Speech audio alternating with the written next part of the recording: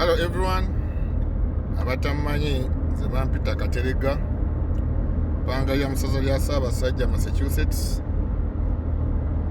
Naye nina emboozi njagala okunyumyako kubanga yankubye wala nnyo.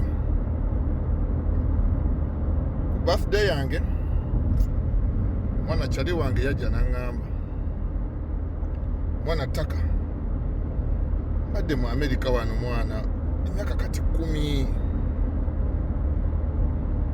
naye mpulira buli mwaka oguyitawo mpulira ndi ku zero,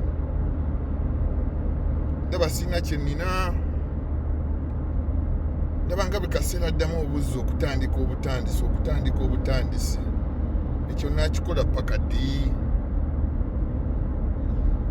Nambuuza ekibuuzo ttaka, how do I rebuild myself again? Nangamba, I've just gotten a new job, but I don't know how to start over. And I don't know what to do to rebuild myself again.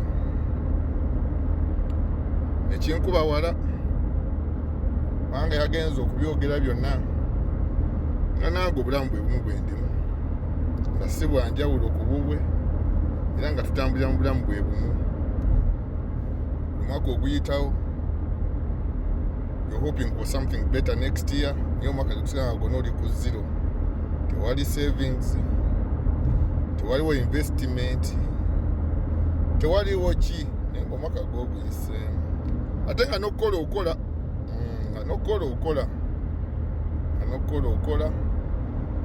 naye nga tolina kyolaga. Naye neŋŋamba, muli nekinkuba neŋŋamba, kyali wange kiŋŋambye, nange bwe bulamu bwe bumu bwe ndimu. Kitegeeza waliwo ne bannaffe abalala abali eyo abeebuuza ekibuuzo kye kimu, abandiyagadde kola ekintu kye kimu. Neŋŋamba sijja kufuuka motivational speaker, kubanga motivational speaker kimu bakitugambye, kimu kitunnyonnyodde. Batugambye savinga, bagambye ofuna income, ofuna okufuna income savinga, omala okusavinga budgetinga, networkinga, funa side hustle, invest here, emikwano kimanya biki, byonna babitugambye, walayi buli kimu twakibatoogedde. Naye nze kye ndowooza nti nze ne kyali wange, maybe ne bakyali bange abalala bonna besimanya abali eyo abangoberera wano, bangi tuyinza okuba tuli mu tubali erimu, kubanga tuli mu kategori emu. Nze kwe kusalawo okujja wano neŋŋamba nti waliwo ekintu kimu ffenna, nze ne mukwano gwange oba n'emikwano gyange mwenna abali eyo, abali mu kintu kye kimu, waliwo kye tutakola. That one thing we don't do. We do not practice. Practicinga ebyo bye tusomye mu butabo, ba motivation speakers bye batugambye, naye tulowooza obulamu busobola okukyuka out of the blue. So neŋŋamba nzikanzije wano, wasobola okweba bannanga abalala abali eyo, tupracticinge byonna bye batugamba step by step, day in day out. Maybe emyaka wegiriyitawo, over time emyaka wegiriyitawo tulitunuulira emabega wa gye tuvudde ne tugamba yes, we've made it this far.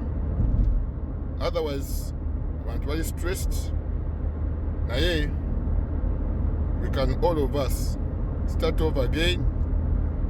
Naye before we start the journey of starting over, njagala mbuze gwali eyo ng'olinga nze obanga ne mukwano gwange, kiki ekintu kye wandikoze to rebuild your life again? Kikyolowooza kyoyinza okukola to rebuild yourself again? What is that one thing you would do first to rebuild yourself again? Thank you. Twesange mu comment section, then tulabe engeri gye tuyinza okutambuzaamu a new chapter, a new journey. So we are starting over as if we've just graduated from school, from scratch, and then we will have to look back years later and say we made it this far. Thank you.